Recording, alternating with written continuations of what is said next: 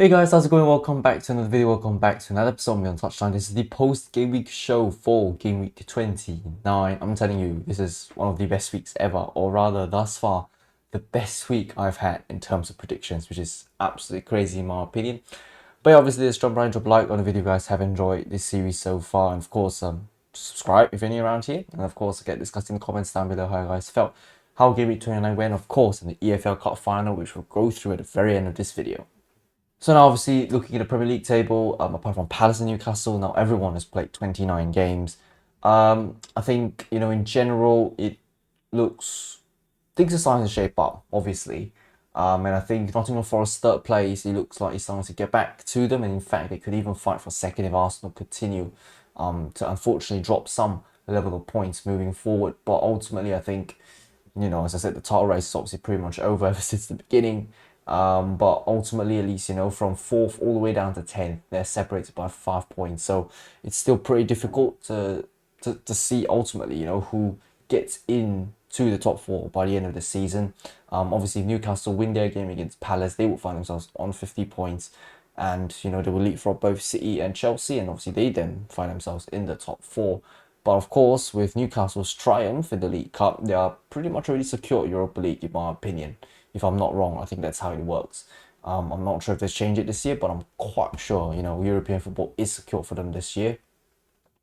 And of course, if you look down, once again, Wolves with their win, they have extended the gap now to 9 points, and Leicester and Southampton both, I think, battling with each other to see who can get the most number of losses towards the end of the season, or rather how many consecutive losses they can both have. Ultimately, 5 losses in a row is not something to cheer about. Ipswich, 4 out of 5 in 4 losses in their last 5. I don't think that's something to be very excited about. And you've got Everton have had 4 draws in a row now, so that's not really something to shout out about. But ultimately, I mean, a draw is a draw, and being unbeaten, you're still ultimately being unbeaten, which obviously is what Everton are doing. Of course, Brighton, with 4 wins and a draw in their last 5 games, have catapulted themselves really much up the Premier League table. And I guess that's just testament to show how important form is in the Premier League.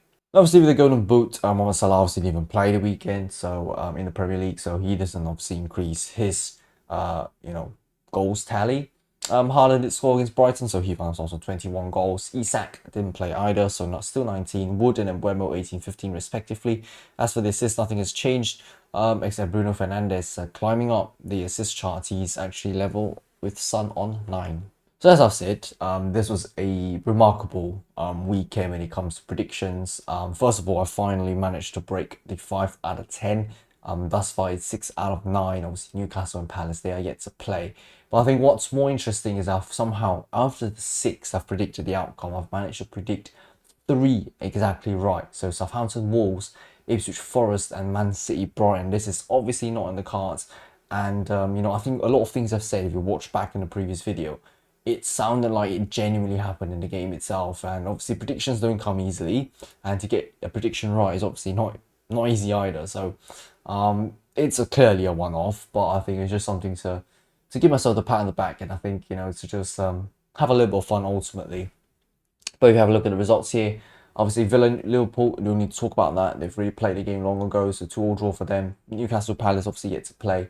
Everton West Ham with a 1-1 draw. Wolves Southampton to set 2-1, then 4-2 win for Forest, and then 2-2 between City and Brighton. And Bournemouth actually lost to Brentford 2-1 there. Arsenal beating Chelsea by a goal to nil. Fulham beating Tottenham by 2-0. And last but not least, Leicester City losing 3-0 to Manchester United. Right, so obviously to kick things off, it will be Everton and West Ham. Now, obviously, I think this one, it was a little bit unexpected, in my opinion, for West Ham to actually get a point, and they were ahead for pretty much most of the game until Everton decided to come out in the very last minute. I think O'Brien was the one who actually scored the equaliser against them.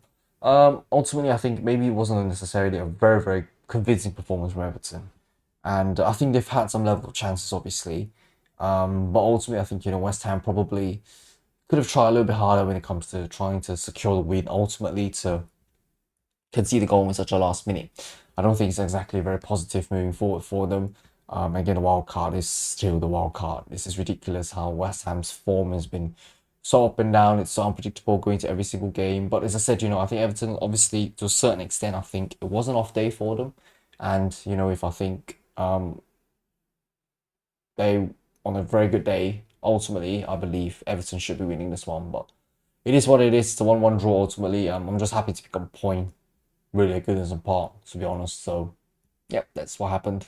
Right, Southampton and Wolves. Now, ultimately, I think this was a game that it could go both ways. Either it was going to be an absolute battering for one of the sides, or it's going to be extremely tight between both teams. And if it went for the latter, and obviously, I think Wolves, they needed the win ultimately. I think, at this point in time when the form is so bad and it's to a certain extent it's just slightly better than the bottom three, you just need to be better than the bottom three at this time to just secure yourselves another place in the Premier League next year. And with 9 points to get, I think it's pretty much settled, to be honest. The three promoted sides are going to be relegated once again, unless something crazy happens, which I still think it's quite hard to achieve. I'm not saying it's impossible. I'm just thinking, it's going to be extremely difficult for them to come into the games, the three teams, especially Leicester and Leicester and Ipswich, there you go. To really go and fight for that, it's really, really, really difficult. And, I don't think we should have that sort of expectation on those teams anymore at this point. Obviously, I think, Ipswich and Leicester, we're talking about their form, they've dropped off massively. When we talk about Leicester at the very end, obviously, 7 consecutive games, home games now without scoring a goal. That to me is just signs of, they're definitely going to make it in the Premier League, even if you give them another 100 games or so with the exact same squad, with the exact same manager. Things are obviously not clicking, evidently. As for Ipswich, 4 losses out of 5. Again, what am I supposed to say? Am I supposed to say that moving forward you're going to be okay? Genuinely not, And the same thing with Southampton, 5 losses in a row. I don't know how many losses in a row now, to be honest. To pick up 24 losses is ridiculous. To still be on 9 points, I think that is also horrible in my opinion, horrendous. But obviously, the Wolves needed the win and they've gotten the win, which is great for them. We just got to move on ultimately. I think Wolves, they need to pick themselves up definitely next season. We've seen what they're capable of last year, even when they've lost a good amount of players that were really going to help the boost their credentials moving forward. But obviously, I think the season they probably sold. Obviously, they sold more, and I think that was really just a tipping point to just sell that many and then to not really replace them with either the same or better quality ones at a lower price. I think that has obviously been very detrimental for them. So at the end of the day, it is what it is, but at least they've gotten the win over the line. And obviously, I believe the promotion, and their road to safety is definitely much more secure after this game. Right, Ipswich and Forest. Now, so I said, Forest, the fight for Champions League, and to finish, in third or second is getting a lot more positive, and I think it's probably going to happen at this rate with how the other teams below them are performing. I think the win against Ipswich is obviously very necessary, and I'm just very glad that they've gotten it as well. I think this shows again the quality that they've been showing throughout the rest of the season. I don't really care if it's a one-off one, unless somehow next season they get relegated, then that is a huge one-off season that they've had. But if next year they end up being like something like Newcastle, really just getting themselves into the Europe again next year, but that being the Europa League, I think it will still be a relatively successful season in Nottingham Forest. I think this season they've really exceeded all expectations. They've really, really, hit the ceiling in terms of their limit. Let's not have them think that they can continue this for the next season. I think they need to set realistic expectations moving forward that it's not going to be very easy to maintain like this. You've seen the way City have been trying to defend the title for 4 years, and obviously this season they've just crumbled ultimately, and it can happen to anyone. So let's have Forest, or rather let's support Forest in a way that we just want them to do well next year, and not give them the pressure to achieve the same level of success thus far this season, which I think is genuinely not easy. But ultimately, the winning against Ipswich was very necessary ultimately to at least get one step closer to the Champions League, and that's obviously they have done. Very, very good for me. I don't have much to say moving forward for Forest except just don't drop any more points, and I'm sure they'll be okay. In fact, as I said, they are relatively close to Arsenal, and things can change from there. So we'll see what happens. Right, with City and Brighton. Again, City were 2-1 up at the break, and then Brighton obviously put it back to 2-2 at the very start of the second half, and that was pretty much it for the rest of the game. And I think in the game itself, there were plenty of moments where Brighton could have won, City could have won. Both teams were really fighting, I guess, to a certain extent. But this is definitely not what, as a City fan, should be expecting, right? You're playing at home, with the home crowd supporting you. You should be much better than this. Of course, Marmoush's goal is fantastic. Don't get me wrong. I think for Savinho to win the penalty as well, that was really good moves. And obviously, I'm just grateful that Haaland obviously scored the penalty. But defensively, again, we will look again rather shaky. And honestly, though, to be honest, Brighton's crossing was remarkable. I'm not sure if they've been practicing that in the training ground, but I'm telling you, the crosses they've been putting in the entirety of the game has been exquisite, have been so lethal, have been so deadly, and genuinely, if at points in time did not defend the cross very, very well, the crosses very well rather, they could have conceded 3, 4, 5 in that game. Quality from Brighton. I'm not even going to give credit to City at all. I think it's a very disappointing game from them, to me at least. And I've just got to give all credit to Brighton to really not be scared of the opponent, especially this being the champions, of course. And, just find whatever they can and just showing themselves, putting themselves out there to get the best result possible. I'm sorry, I've got to give credit where credit's due for them. They were fantastic in the entirety of the game. And at certain points in time, they genuinely deserve to win. I think a draw may be able to I think paint the general picture of the game is probably quite a crazy one, and I felt like it was, to be honest. But it is what it is ultimately for Man City, to now be out of the top four again and to have Chelsea overtaking them, plus Newcastle could do the same. The Europa League spot is starting to get more and more certain for Man City. I don't believe, and I don't want to jinx it either, but I genuinely don't think they would slip out of Europe this year. But Europa League looks to possess a higher probability than the Champions League, which to me is a concern. But again, I guess it's a new experience for myself as a fan, to see my club in the Europa League for the first time. Obviously, the West Ham is the first time, but the club that I support most. And I think that's just testament to what has been a very disappointing season. Right, Bournemouth and Brentford. Now, obviously, this one I think, as I said, I expect Bournemouth to win, and anything less than that, I think is going to be a disappointment. It is. Bournemouth's form hasn't been the best of the past couple of Premier League games, and again, them and Brian having a little switcheroo over here, which again suggests to me the form is obviously very important in the Premier League. I think Brighton are ahead of Bournemouth at this point now because of Bournemouth's dip in form and Brighton's uptick in form. It does make a huge difference. And as for Brentford, obviously, this means that, their hunt for the top 10 is closer to a very large extent. So, quite good for quite good for Brentford. If you ask me, I think fantastic. Obviously, should be the word I should be using. Really, really well done for Brentford, and they should be very pleased with what they're seeing.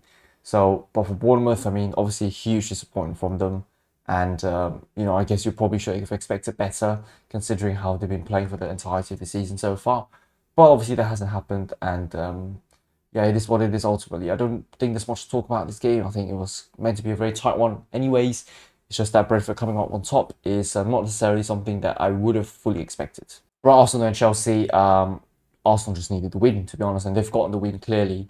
I don't really care if it's slim margin, if it's a tight one, if it was, a lot of things are happening in that game. Ultimately, when you are trying to hunt for the title down, you just need to beat every single opponent that comes in your way.